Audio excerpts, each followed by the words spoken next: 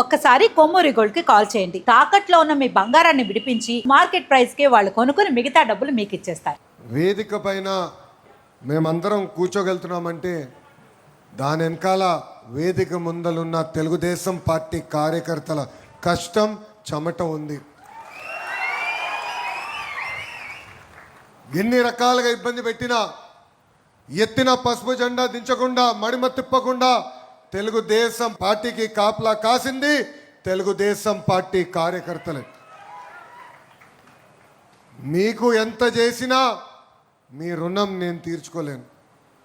ఆనాడు యువగలం పాదయాత్రలో నేను ఇదే గడ్డపై పాదయాత్ర చేస్తే ఆనాటి పాలకులు నా పైన కోడిగుడ్లు విసిరేశారు. అయినా కార్యకర్తలు ఒకే ఒక మాట చెప్పారు, తగ్గేదే లేదు, ముందరికి నడుద్దామని. అడుగడుగున ఇబ్బంది పెట్టాలని ప్రయత్నించారు, కానీ మనం భయపడలేదు. మీ లోకేష్ యువగల పాదయాత్ర ఆపేదానికి ప్రయత్నించారు. ఆనాడు GO1 తీసుకొస్తే మడిచి ఎక్కడ పెడతావు పెట్టుకోపో, ఈ యువగలం పాదయాత్ర ఆగద్దని చెప్పా.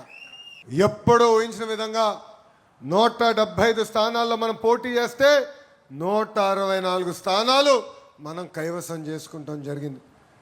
అంతేకాదు దేవుడి గడప కడప గడ్డ. కడప జిల్లా అనేది తెలుగుదేశం పార్టీ కంచుకోటలాగా ఉండేది. అలాంటిది సుమారుగా 2 ఎన్నికలు మనం ఇబ్బంది పడ్డాం. కానీ తిరిగి మీ అందరి శ్రమతో తెలుగుదేశం పార్టీ కంచుకోటగా కడప జిల్లాని తీర్చిదిద్దాం. ప్రొద్దుటూరు అంటేనే చాలా పవర్ఫుల్. ఇక్కడ ప్రజలు ఎంత గట్టిగా ఉంటారో అంత గట్టిగానే మా పసుపు సైన్యం కూడా ఉంటుంది. సీతారాములు నివసించిన పవిత్రమైన భూమి మన ప్రొద్దుటూరు. కనికా పరమేశ్వరి ఆలయం, శోషంవల్లి దర్గా, RCM చర్చ్ ఉన్న పుణ్యభూమి మన ప్రొద్దుటూరు. ప్రొద్దుటూరుని మినీ ముంబై అంటారు. ఎందుకంటే వ్యాపారంలో మీరు అమ్మ స్పీడు, మీ బ్లడ్లోనే వ్యాపారం ఉంటుంది. నేను అనేక సార్లు చెప్పా, రాష్ట్ర ఎన్నికలు మొత్తం ఫండింగ్ ఒక ప్రొద్దుటూరు నియోజకవర్గం చేయగలుగుతుంది. అబ్బా, ఏకంగా బంగారం వ్యాపారంలో కూడా మీరు నంబర్ 1. ఏ వ్యాపారం మీరు వదిలిపెట్టరు, అనుకుంటే చేసి తీరుతారు. ఆ పట్టుదలనే ప్రొద్దుటూరుకి పునాది అని ఈ సభాముఖంగా చెప్తున్నా. ఇప్పుడు రాయలసీమని గోల్డ్ హబ్గా చంద్రబాబు నాయుడు గారు మార్చుతున్నారు. మనం చూసాం, జొన్నగిరి స్వర్ణగిరిగా మారింది. అక్కడ ఏకంగా ఈరోజు బంగారం తయారు చేసుకునే పరిస్థితి ఎన్డీఏ ప్రభుత్వానికి వచ్చింది. తెలుగుదేశం పార్టీ ఆవిర్భావం తర్వాత 4 సార్లు ప్రొద్దుటూరు నియోజకవర్గం గెలుస్తాం జరిగింది. ప్రతిపక్షంలో ఉన్నా అధికారంలో ఉన్నా ఎప్పుడూ ప్రొద్దుటూరుని అభివృద్ధి చేసిన వ్యక్తి మన నాయకుడు చంద్రబాబు నాయుడు గారు. ప్రొద్దుటూరుని ముందలు తీసుకెళ్ళాలి, అన్ని రంగాల అభివృద్ధి చేయాలి లక్ష్యంతో ఆనాడు మన అడుగులు వేస్తూ వెళ్ళాం. మీరందరూ ఒకటే గుర్తుపెట్టుకోవాలి, యువగలం పాదయాత్రలు నేను చెప్పా, రాయలసీమకి క్యాన్సర్ గడ్డ లాంటి వ్యక్తి జగన్మోహన్ రెడ్డి అని. 5 సంవత్సరాల అధికారంలో ఉన్నాడే, కనీసం ఒక్క పరిశ్రమను తీసుకొచ్చాడా? ఒక్క పరిశ్రమ చేత ఎక్స్పాన్షన్ చేపించాడా అని అడుగుతున్నా. ఏమనంటే రాయలసీమ బిడ్డ అంటాడు. ఎంత అన్యాయం ఒక్కసారి ఆలోచించండి. ఆనాడు బ్రాహ్మణి స్టీల్ అనే ఒక కంపెనీ తీసుకొచ్చాడు. ఆ కంపెనీకి సుమారుగా 11,000 ఎకరాలు 18,000 రూపాయలకి ఇచ్చారు. ఇంకొక 3,000 ఎకరాలు 25,000 రూపాయలకి ఆ కంపెనీకి ఇచ్చారు. ఆనాడు మనందరికీ సినిమా చూపించారు. ఆ ఉక్కు ఫ్యాక్టరీ వల్ల 10,000 మందికి ఉద్యోగాలు, ఇండైరెక్ట్గా 1,00,000 మందికి ఉద్యోగాలు వస్తుందని. ఆ ఫ్యాక్టరీ వస్తుంది కనుక ఒబ్బలాపురం గన్లు కూడా ఇస్తున్నామని ఆనాడు చెప్పారు. గన్నులు దోక్కున్నారు. కంపెనీ పేరు కూడా రెడ్ గోల్డ్ అని పేరు పెట్టారు. డబ్బులంతా విదేశాలకు పంపించేశారు. ఏకంగా ఒక దొంగ పేపర్ ఉంది, పేపర్ పేరేంటి, దొంగ పేపర్ పేరేంటి, సాక్షిలో కూడా పెట్టుబడి పెట్టారు. అంటే ఎంత అన్యాయమో చూడండి. 14,000 ఎకరాలు ఇచ్చారు. ఒక్క పరిశ్రమను వచ్చిందా? ఒక్కరికైనా ఉద్యోగం వచ్చిందా? స్టీల్ బయటికి వచ్చిందా అని అడుగుతున్నాం. అదే మనం కష్టపడి ఈరోజు పరిశ్రమలు తీసుకొస్తే ఆ పార్టీలో ఒక జంపింగ్ జపాంగ్ ఉన్నాడు. ఎవడో మీకే బాగా తెలుసా బా, మన దగ్గర నుంచే పోయినాడు, అన్నీ అనుభవించి పోయినాడు జంపింగ్ జపాంగ్. అక్కడికి వెళ్ళి పెద్ద మాటలు మాడుతున్నాడు. అయా నువ్వు ఇన్ని మాటలు మాడుతున్నావే, మీ నాయకుడిని ముందల ప్రశ్నించు. 5 సంవత్సరాలు కడప జిల్లాకి పీకింది ఏంటని అడుగుతున్నా. చివరికి పులివెందల కూడా నీళ్ళిచ్చింది మన నాయకుడు చంద్రబాబు నాయుడు గారు. వాళ్ళు మాటలు మాడుతారు. సోలార్ కంపెనీ తీసుకొస్తే ఏదో అన్యాయం జరిగిందంటారు. దాల్మియా సిమెంట్స్ ఎక్స్పాన్షన్కి తీసుకొస్తే ఏకంగా ఆ ఊర్లని తిరిగి మీరు అంగీకరించదని చెప్తారు.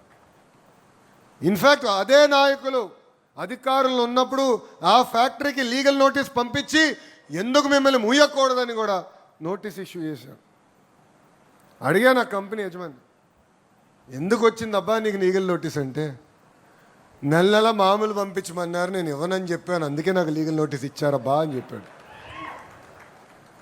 అంటే ఒక కంపెనీని తరిమేసేదానికి ఎన్ని రకాలుగా ప్రయత్నించారో ఇది ఇక్కడున్న కడప ప్రజలందరూ ఒక్కసారి గమనించాలి.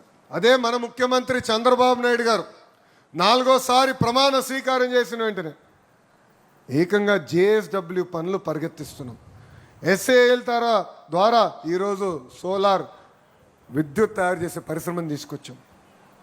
అంతేకాదు ఇప్పుడు దాల్మియా సిమెంట్స్, స్మార్ట్ కిచెన్స్, ఐటీలో కూడా పెద్ద ఎత్తున యువకుల్ని ప్రోత్సహించేదానికి స్టార్టప్ సెంటర్ కూడా ఏర్పాటు చేసింది ఈ కూటమి ప్రభుత్వం. ఇక్కడితోనే ఆగం.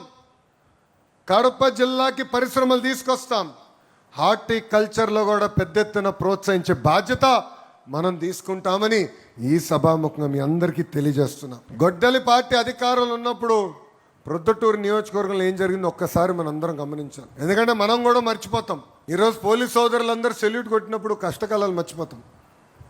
నాకు ఇప్పుడు కూడా గుర్తుంది, ఆనాడు చంద్రబాబు నాయుడు గారిని ఇంటి నుంచి బయటికి రానిలేదు. ఏ గేట్ల దగ్గర అయితే ఈరోజు సెల్యూట్ కొడుతున్నారో ఆ గేట్లకి తాళ్ళు కట్టించారు జగన్. మన నియోజకవర్గానికి చెందిన మన నాయకుడు నందన్ సుబ్బయ్యని ఎంత కిరాతకంగా చంపేశారో మనందరం చూసాం. ఆ కుటుంబానికి అండగా నిలబడింది తెలుగుదేశం పార్టీ. ఆ పిల్లల్ని ఈరోజు కూడా చదివిస్తుంది మన తెలుగుదేశం పార్టీ. అంటే గొడ్డలి పార్టీలో ఏకంగా మన కార్యకర్తలను అదే గొడ్డలతో చంపేశారు, అరాచకాలు చేశారు, ప్రజల్ని ఇబ్బంది పెట్టారు, అడుగడుగున కార్యకర్తలను కూడా ఇబ్బంది పెట్టారు. ఇది ఇక్కడున్నా మనందరం మర్చిపోకూడదు. కష్టకాలాలు ఎప్పుడు మర్చిపోకూడదు. ఎంత ఇబ్బంది పెట్టామో మనందరం ఒక్కసారి గుర్తుపెట్టుకోవాల్సిన అవసరం ఉంది. నేను కూడా ఇప్పుడు నలిసిపోతే యుగలం పాదయాత్ర పుస్తకం తిప్పుతా. అప్పుడు గుర్తొస్తున్నారు, ఇంత కష్టపడ్డాం, ఇంత ఇబ్బందులు ఎదుర్కొన్నాం, ఈ కష్టానికి ఏముంది, ఇంకొక 5 గంటలు కష్టపడదాం అన్న ఆలోచన నాకు వస్తుంది. సో ప్రతిపక్షంలో అనేక ఇబ్బందులు ఎదుర్కొన్నాం. ఇది మనందరం గుర్తుపెట్టుకోవాలని ఈ సభాముఖంగా కోరుతున్నాం. మనందరం చూసాం, వాళ్ళ హయాంలో బ్రహ్మణి స్టీల్ కుంభకోణం జరిగితే మన హయాంలో జేఎస్డబ్ల్యూ తీసుకొచ్చాం. వాళ్ళ హయాంలో ఏకంగా రక్తం పారితే ఈరోజు మన హయాంలో కడప జిల్లాలో ఉద్యోగాలు పారుతున్నాయి. వాళ్ళ హయాంలో ఫ్యాక్షనిజం ఉందంటే మన హయాంలో ఫ్యాక్టరీలు తీసుకొచ్చిన ఘనత. ఇది ప్రతి కార్యకర్త గుర్తుపెట్టుకోవాలి. ప్రతి గడప దొక్కినప్పుడు ప్రజల్లోకి తెలియజేయాలని ఈ సభాముఖంగా కోరుతున్నాం. మీ అందరూ తెలుసు, 2025 మహానాడును మారుతున్న కాలానికి సిద్ధాంతాలు కూడా కొన్ని మెరుగుపరుచుకున్నాం. 6 శాసనాలు మనం ప్రకటించుకున్నాం. దాంట్లో నాకు మనసుకు దగ్గరగైన శాసనం కార్యకర్తనే మా అధినేత. ఇది చెప్పి వెళ్ళిపోతాం కాదు. నియోజకవర్గానికి గౌరవ ముఖ్యమంత్రి చంద్రబాబు నాయుడు గారు కానీ మీ లోకేష్ వచ్చినప్పుడు కార్యకర్తలు కలిసి వేరే కార్యక్రమాలకు వెళ్తాం జరుగుతుంది. ఏనాడు మిమ్మల్ని కలవకుండా మేము తిరిగి వెళ్తాం జరగట్లేదు. ఎందుకంటే కార్యకర్తలు తెలియాలి, మీ సమస్యలు మేము తెలుసుకోవాలి, ఆ సమస్యలు పరిష్కరించే మార్గంలో మేము పనిచేయాలని. ఇక్కడున్న కార్యకర్తలందరూ విషయం కోరుతున్నాం. మంది ఒక పెద్ద కుటుంబం, 1,06,00,000 సభ్యులున్న కుటుంబం. ఇబ్బందులు ఉంటాయి, సమస్యలు ఉంటాయి, మనం కూర్చుని మనం పరిష్కరించుకోవాలి. చిన్న కుటుంబంలో కూడా సమస్యలు ఉంటాయి, మనం బయటికి చెప్పుకో. మనం కూర్చుంటాం, కుటుంబం పెద్ద దగ్గరికి వెళ్తాం, ఈ సమస్యను ఎలా పరిష్కరించాలని అడుగుతాం. ఈరోజు క్లస్టర్ ఉంది, బూత్ ఉంది, దానిపైన యూనిట్ ఉంది, గ్రామ్ పార్టీ ఉంది, క్లస్టర్ ఉంది, మండల్ ఉంది, లేదంటే డివిజన్ ఉంది, ఏకంగా నియోజకవర్గం ఉంది. దాని తర్వాత పార్లమెంట్ పార్టీ అధ్యక్షులు ఉన్నారు, జోనల్ కోఆర్డినేటర్ ఉన్నారు, ఇన్ఛార్జ్ మార్చులు ఉన్నారు. మన సమస్యలు పరిష్కరించే వరకు మనం వదిలిపెట్టకూడదు. పార్టీలో సంస్కరణలు తీసుకొచ్చడానికి నేను అహర్నిశలు కష్టపడ్డా. మీరందరూ అనుకోవచ్చు లోకేష్కి ఏముంది, చాలా తేలికైన పని, చిట్కేస్ట్ అయిపోతుంది. జిల్లా వ్యవస్థ నుంచి పార్టీ వ్యవస్థ తీసుకొచ్చేదానికి నాకు 3 పాలిట్ బ్యూరో మీటింగ్లు పట్టింది. చాలామంది అంగీకరించలేదు మొదటిసారి. రెండోసారి మళ్ళీ ప్రయత్నించా. 50% స్ప్లిట్ వచ్చింది. నేను వదిలిపెట్టలా. మీటింగ్ అయిన తర్వాత మళ్ళీ పెద్దలతో మాట్లాడా. మళ్ళీ నెక్స్ట్ పాలిట్ బ్యూరో మీటింగ్ తీసుకొచ్చి అనుకున్న సంస్కరణలు నేను సాధించా. ఇది మీ అందరికి ఎందుకు చెప్తున్నానంటే, సమస్యలు ఉంటాయి, పరిష్కరించుకోవాల్సిన బాధ్యత మనందరిపైన ఉందని మీకు తెలియజేస్తున్నా. అంతేగాని మీడియాకి ఎక్కి మనము పార్టీని ఇబ్బంది పెట్టే పరిస్థితి రాకూడదు. ఈరోజు నేను అనుకున్న నిర్ణయాలకి అన్నీ బాబు గారు అంగీకరించవచ్చు, నేను అనుకునే అన్నీ అవ్వకపోవచ్చు.